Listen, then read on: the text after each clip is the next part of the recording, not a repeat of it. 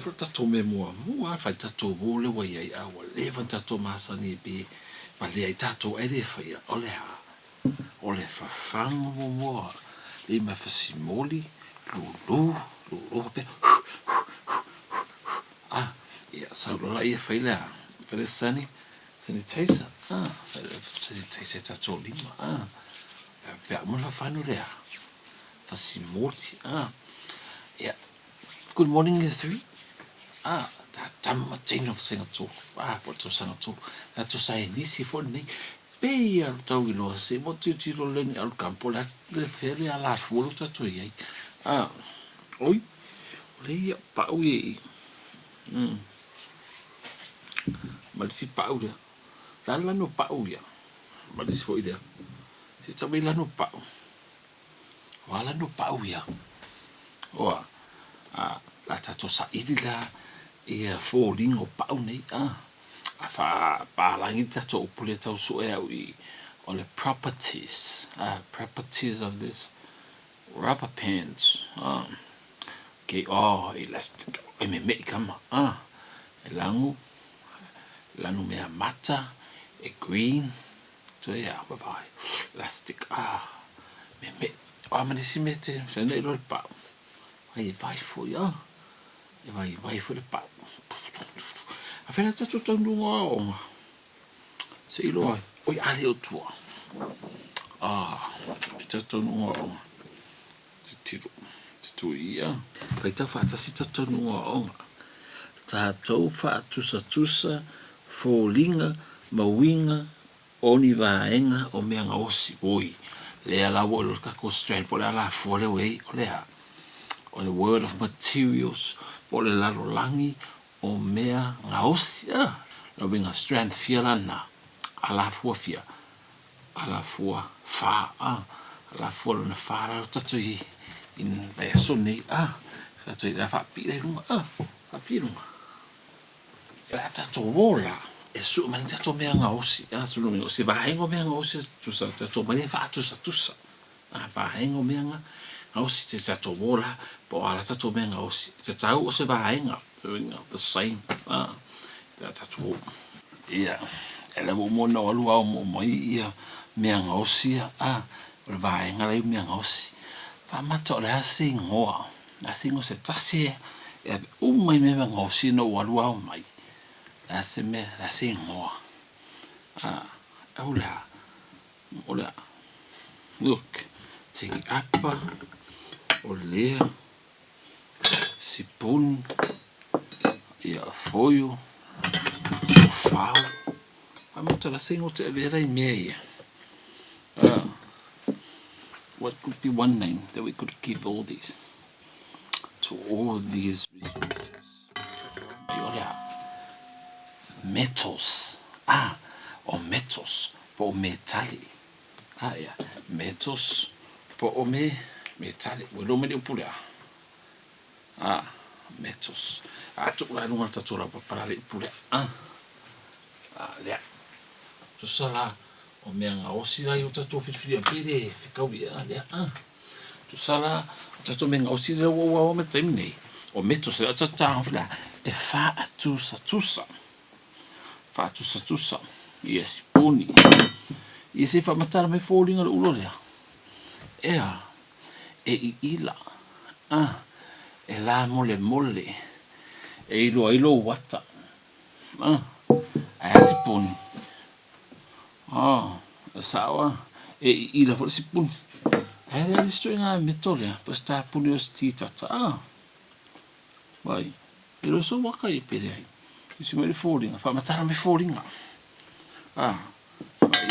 ia apa mole vai fo ia vai o metale me ia these are all metals example of metals o every foi ulolia tu sala ulolia ma le ulolia fa tu sa falling ulolia na se senga ulolia se fa la muita to upune fa matale o to properties le pole su tato properties falling ila le manga ila pe neat fo langa ila ale fo mo ya pe eseranga vai this is stainless steel la le ui ala mo so me foio li foio ala mo le so me foio ala ai matori e foio ole foio e la vefa la waingo meto o to inga meto le ampoi pum oi vidi masini fa magnifi era un magnifi foi da oi la camera le ara e ta foi meio o metos ai fa lo rongo me tale foi la tamai e vai si puni foi la le foi me tong me le ya si ya buscar me de pe ai metros ya blai ya le o fasila sa to tila manisila la to falling e fale il tin appare le metro le e fa to su ya e falling o le fo tu nga me tale wa le vai nei la vai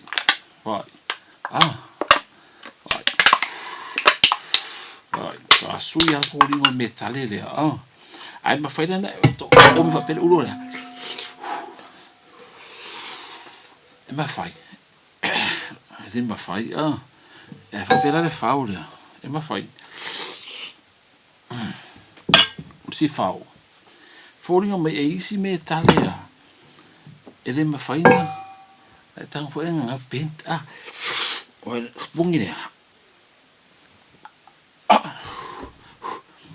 guarda il spungi uia vai fare eso si ponia ai ese fora il malo rossio o metos o me laita o properties po falling la io o me tale ese mora to falling o lenta to fa tusa ina o ta to learning outcome to no ta to fa tusa vai longo winga la e mo ia la o la to mo me tale ai ese umea e mal lo si fa sa da si me se saula ira al media o la sila ta fa la pepe o fera me ya lo poi sila oi sila la fau e tu me da il fau e oi fa long oi ele sila oi ele sila hoida e to ele sila oi sila o lo winga e foi sto na metale e sila ai si to inga metale le ele sila e sila le la to fa senga ya le oi ele sila foi le le foi ele sila oi e sila oi la ma sila vai lo taktim vai desila la pale anga e ma mafa esse não sila fora e essa mala vai por essa mala então sila foi é sila ui sila foi da era pale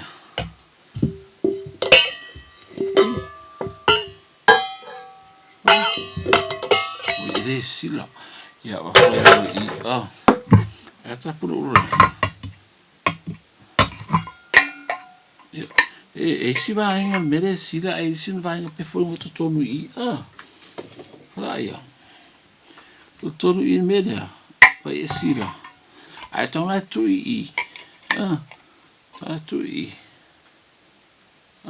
va i al media va ele sila ya pula o le bala o si va nga sila o si va nga le sila ya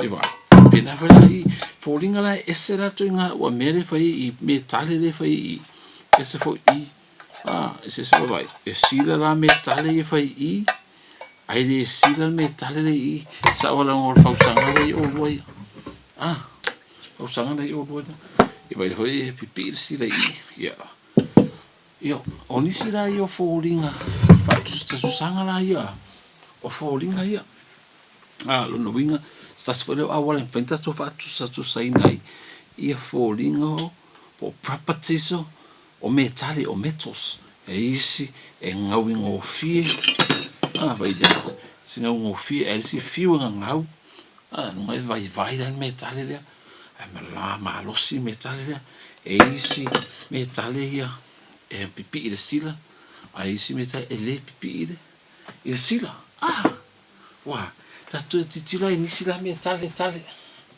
ia vai lai le ulo umaya metale uma tau metale no ngai feka ko ulo mai era ina fai metale ulo nei ona ya mave so solo era alve vela tu da io era kama ya this o si foi tu nga metale ya e tupe e foi fiti ka foi me ya mo metals. It's a type of metal ma ko yo metal va senga lo metal isi va e leu a mea si e fai kupe siliva ma kupe kapaia tupe tupai ia tatu aso ala e tau fai me fo me e tali e so pia ra puno i ala si da des foi la copa ela es foi ma lo ela o kamaia copa ten fai waya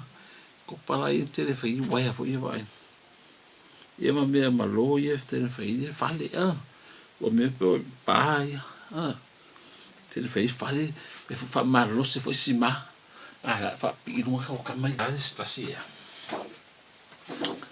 iron steel o se tu nga metale ia e fai foi au la papa e so se me que se o me metale o me na e tene fa samo chato o mea ai lua mea o se tasinawa o i tu ainga o metal o putele ina fa senga lo i situ i tu ainga metals ese e le iron e le copper aluminium le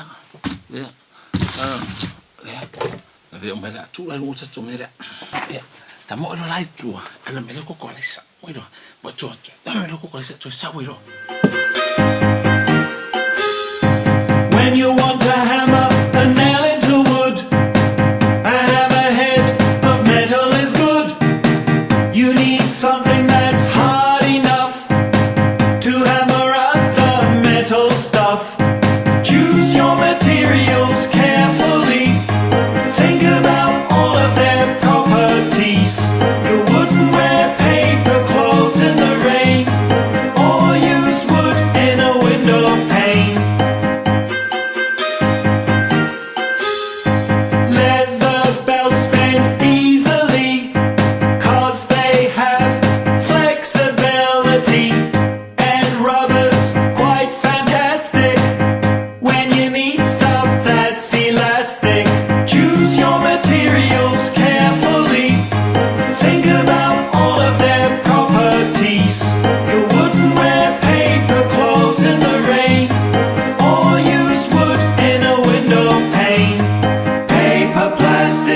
Metal and wood, glass, ceramics, cotton and wool. Fabric comes from fiber that's spun and woven into cloth worn by everyone. Natural wool and cotton, synthetic polyester and nylon. Choose your materials carefully. Think about all of their properties. You wouldn't wear paper clothes in the rain, or use wood in a window pane. Paper, plastic, metal and wood, glass, ceramics, cotton and wool. Choose your materials carefully. Think about all of their properties. You wouldn't wear paper clothes in the rain, or use wood in a window pane.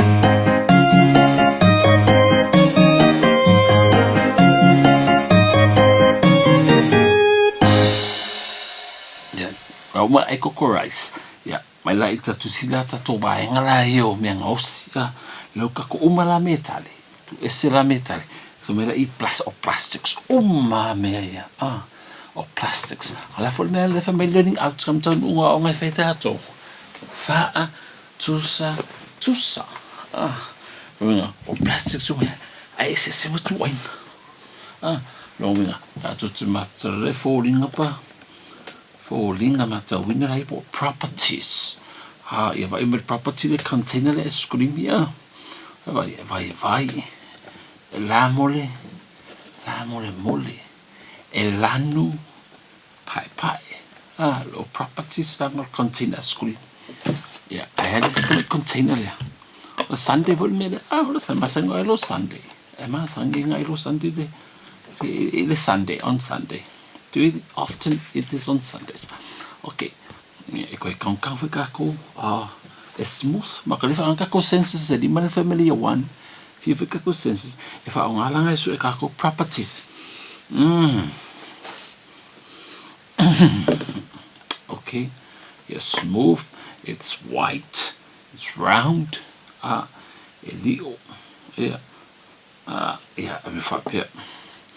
If I vai for ya. Vai for. Yeah. So ting fang la umi. Equilia. It's smooth for. Properties. Properties so the spungy plastics lo fa saya tato. Ora. It's smooth for. It's white. And that's what everything finger. Yeah. For the tree. And I upper there. It's smooth. It's what color is it? It's a pink or orange color there. Is it pink or orange or red? You see? Right. Yeah. If I choose that told what well I look tongue it. La property so le o le container screaming there. En feng over le kon fe fa pe e ma fai. Right. Le feng over di makasinga le. O se vai. O le fiu we omi. Fiu we omi. Properties. Vai to the what is this thing? Yeah. Smooth. What color is it? It's black.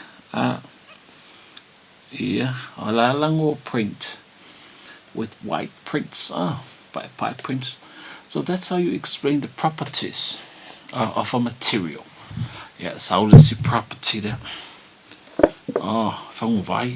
Is it light blue? Blue. Yeah. It's what?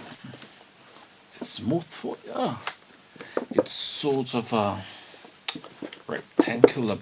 They see rectangular prisms on the folding. Yeah. It's when I to strength. Test that strength of that. I said testing that strength of that.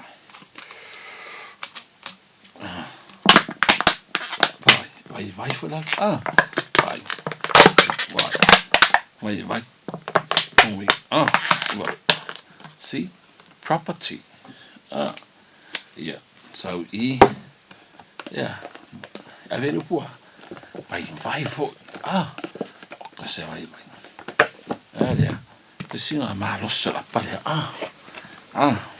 Porque fole tu la fongo meio plastics. Da tu la fono.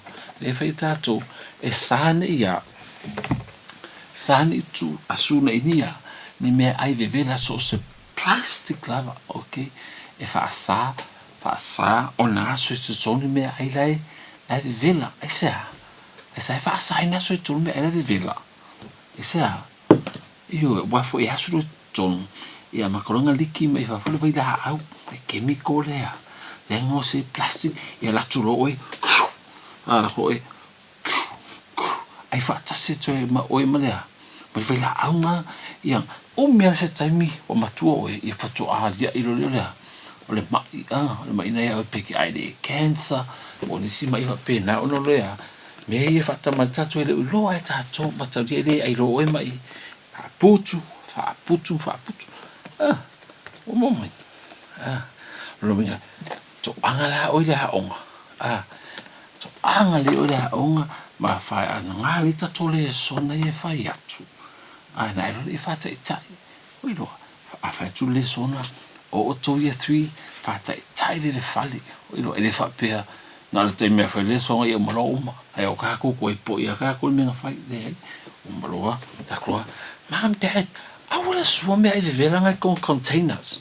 Ia fa mai ia mama te ai sa langa ia suro ve la sia i lo le container liki fa fol vai la awa te tonu ia ma i lo tato lo ia tau nato le tato la ia onga ma fa longo le tato le sola ia fa yatu okay wa oh my e la tato fati nunga le por tato assessment for tanga ai e tolu me lungo wa le container skulimi fa un vai ma le o fasila ia o feo mene tolu ele tatalo la ve fa tonga le li o le me e tolu o fea o le pole ole container le ai sa me e la ve le li o le tolu le a wa for tolu le vai a o le fa sina malo ia o le sa mai o lu e mo poi ia lo tu le o feo mene tu sa ele tatalo la ve ai o le ta o sipuni ma le fau fela me ele tatalo la ve ai o le pate mai fau le o le fela me ele tatalo la ve ai o le ta ai sa o nei le it's not a magnetic ele sila tau mo mai ko kasiala la sta sila le se ting apale ting absusu or spunile e mal simele le tu pen ele tau na ve ai fea le pole sino lim fea o le ai sa ran fa me o spunile ona ele o se metale o lea malea o metale o lea ele o se metale lea ya pues maneta talo vai la o sila fa lo telenga por extension ngala tatonga vanga lea au lai vai me to fale vai mo mena to fale tani fa singa po feo mena to fale o metale au feo mena ele ni metale en fora papa se metale no fora papa la no fora toma se metale le ai e se metale ai la le fo fo le wa mea le famole wa mea se metale io after no fo wa mea o meto ai no le me tale te masalo pe o mata to tai ia la le fa pasenga mo fa pena e o ko kitchen to tu ta fa pasenga ti tipo fio mena ta o metal utensils ia ve foi meloni no metos Hamilton year 3 sa o mata to ia fa to fina year 3 fa so for I believe the children are our future. Teach them well and let them lead the way. Show them all the beauty they possess inside. Give them a sense of pride to make it easier. Let the children's laughter remind us how we used to be. Everybody's searching for a hero. People need someone to look up to. I never found anyone who fulfilled my needs. A lonely place to be, and so I learned to depend on me. I decided long ago never to walk in anyone's shadows.